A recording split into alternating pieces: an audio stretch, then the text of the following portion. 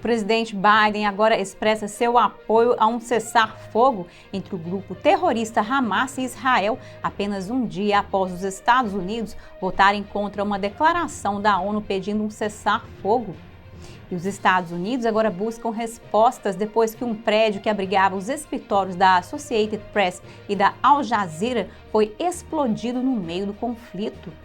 E os Estados Unidos buscam reingressar no acordo nuclear com o Irã de 2015. O que isso implica no papel potencial na postura dos Estados Unidos?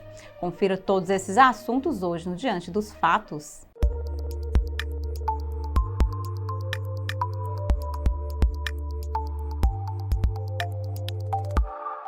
Olá, bem-vindo ao Diante dos Fatos, eu sou Marina Dalila. Todos os olhos parecem estar voltados para o que está acontecendo em Israel. Muitos jogadores mundiais estão participando, incluindo o presidente Biden. Biden está expressando apoio a um cessar-fogo entre o grupo militante Hamas e Israel. Biden também reiterou seu firme apoio ao direito de Israel de se defender contra ataques indiscriminados de foguetes.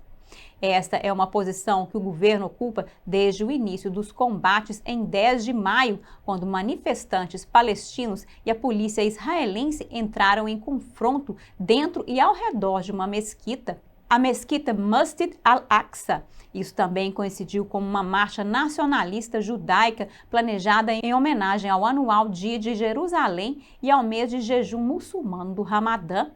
Os comentários de Biden vêm após a pressão de um grupo de democratas. O senador Jon Ossoff liderou 28 democratas do Senado em uma declaração conjunta no domingo pedindo um acordo de cessar-fogo imediato em Israel e nos territórios palestinos para evitar mais mortes e escalada de violência.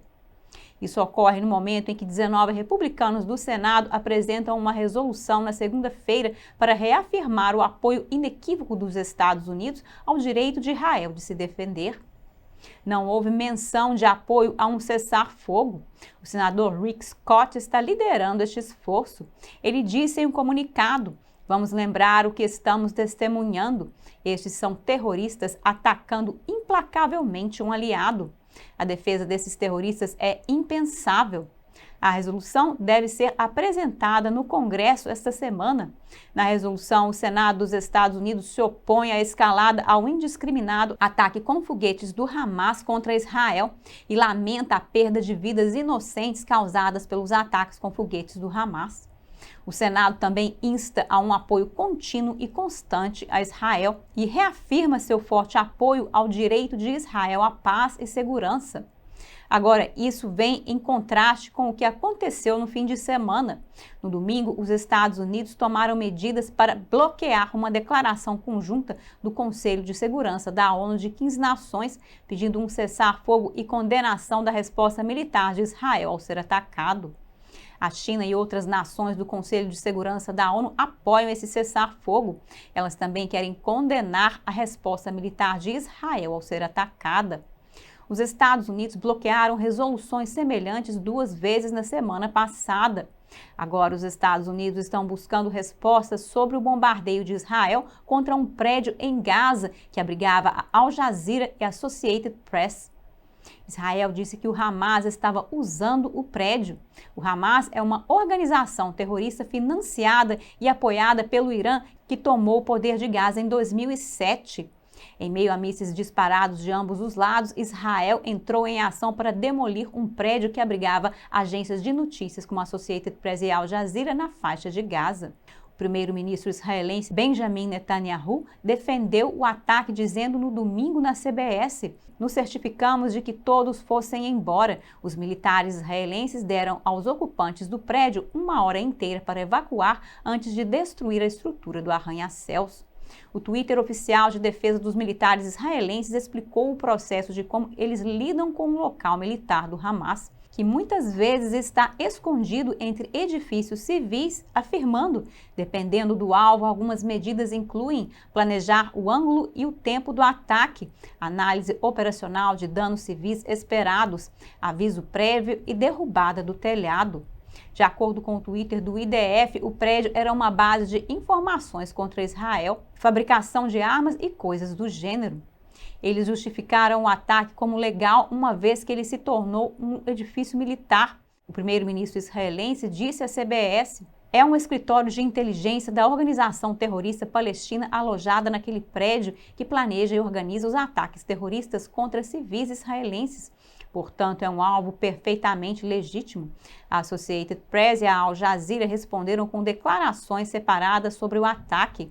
A Associated Press disse: estamos chocados e horrorizados com o fato de os militares israelenses terem como alvo e destruir o prédio que abriga o escritório da Associated Press e outras organizações de notícias em Gaza. Eles sabem há muito tempo a localização de nosso escritório e sabiam que jornalistas estavam lá.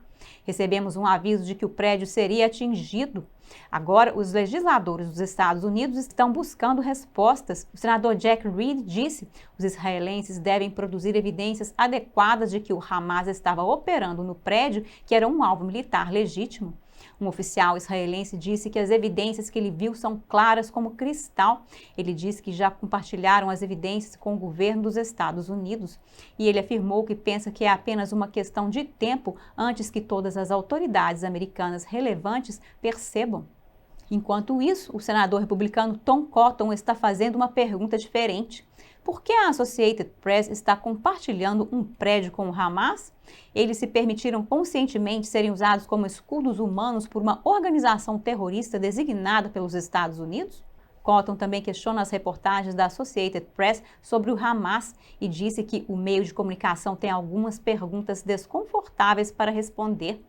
A Associated Press afirmou que não sabia que o Hamas estava usando o prédio. No fim de semana, o exército israelense simulou uma invasão terrestre na faixa de Gaza. Eles fizeram isso por meio de uma má orientação nas redes sociais. Isso levou o Hamas a esconder seu armamento no subsolo. Israel então lançou um intenso bombardeio nos túneis, bem como assassinato dirigido contra os principais líderes do Hamas. A AFP relatou que a chanceler alemã Angela Merkel expressou solidariedade a Israel, ao mesmo tempo que expressou a perda de vidas de ambos os lados. O secretário de Estado dos Estados Unidos, Antony Blinken, pediu na segunda-feira que Israel e os palestinos protejam os civis, especialmente as crianças, reiterando que Israel, como uma democracia, tem um fardo extra para fazê-lo. Enquanto isso, o ex-secretário de Estado Mike Pompeo disse em um programa: os iranianos deixaram claro que têm intenção genocida e eles querem varrer Israel da face do planeta e usam forças e pessoas como a Jihad Islâmica Palestina e o Hamas. Agora, alguns têm dito que o governo Biden é bastante discreto sobre o assunto, aparentemente não ofendendo nenhuma das partes. A CNBC fez um artigo sobre por que o acordo nuclear com o Irã vai minar o esforço para encerrar o conflito entre os dois estados. Biden tem pressionado para que os Estados Unidos voltem a aderir ao acordo nuclear de 2015 com o Irã. O vice-presidente sênior da Fundação para a Defesa das Democracias, Jonathan Shenza, disse à CNBC que o silêncio de Washington pode ter algo a ver com o acordo nuclear com o Irã. Isso porque retornar ao acordo resultaria no Irã receber bilhões de dólares em isenções de sanções em troca de limitar seu programa nuclear. O Teherã poderia usar esse dinheiro para financiar os militantes, já que o Irã é o principal patrocinador do Hamas. Ele acrescentou que os Estados Unidos inadvertidamente se encontrariam indiretamente apoiando ambos os lados do conflito israelense-palestino, ou seja, minando o relacionamento entre Israel e os Estados Unidos e, ao mesmo tempo, financiando o Hamas, mas também financiando os suprimentos de guerra de Israel. Isso tornaria a posição dos Estados Unidos sobre a questão, ironicamente, muito imatura.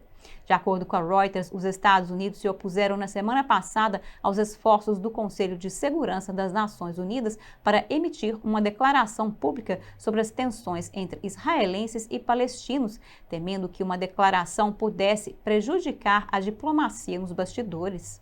É por isso que Blinken foi tão reativo ao nivelamento do prédio de escritórios que hospeda a Associated Press e a Al Jazeera, porque, de repente, agora os Estados Unidos têm que jogar uma dupla diplomacia com o Irã e Israel, apoiadores do Hamas. Isso significa que os Estados Unidos terão que abandonar a obsessão com o acordo nuclear com o Irã ou correrão risco de perder a aliança de Israel. Agora vamos voltar a uma breve história sobre Israel. Muitos pensam sobre os anos após o fim da Segunda Guerra Mundial. Foi quando Israel se tornou oficialmente o primeiro e único Estado judeu em uma área procurada por muitos. Agora, a Israel moderna é o lar de locais historicamente importantes como Jerusalém, uma cidade que muitos queriam chamar de sua. Ao longo de sua longa história, Jerusalém foi sitiada 23 vezes. Outros locais importantes incluem a terceira mesquita mais sagrada do Islã, bem como a igreja onde Jesus foi sepultado. Não apenas Jerusalém, mas toda a terra de Israel é de grande importância para muitas culturas diferentes. Mas a criação da moderna Israel, na verdade, data mais longe, cerca de meio século antes, por volta de 1900.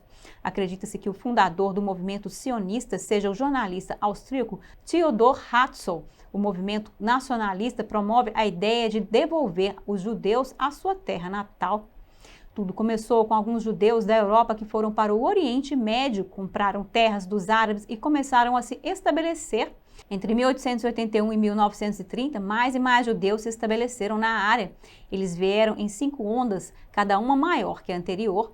A primeira onda consistiu em cerca de 30 mil pessoas, enquanto a quinta onda, na década de 1930, trouxe 1/4 milhão de judeus para a área. Naquela época, os árabes locais já haviam acumulado raiva pela nova população e estabelecido limitações que significavam impedir a vinda de mais judeus. Essa quinta onda de judeus resultou na Revolta Árabe de 1936, que durou 3 anos. Após o fim da Segunda Guerra Mundial, a maioria dos judeus não queria mais viver na Europa após a perseguição brutal na última década. As Nações Unidas votaram se os judeus deveriam ter seu próprio Estado no Oriente Médio. A votação acabou sendo a favor de Israel e pode-se dizer que foi assim que a nação foi oficialmente criada. Mas os árabes que se sentiram traídos por suas terras terem sido roubadas imediatamente declararam guerra a Israel.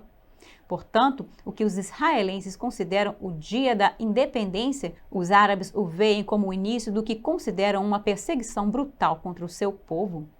As nações árabes, especialmente a Palestina, estão em guerra com Israel. Desde então, embora não seja uma batalha constante, as tensões e ataques aleatórios de ambos os lados ocorrem regularmente. Esta é apenas uma visão geral, muito breve. Por hoje é só no Diante dos Fatos. Obrigada por assistir e até a próxima.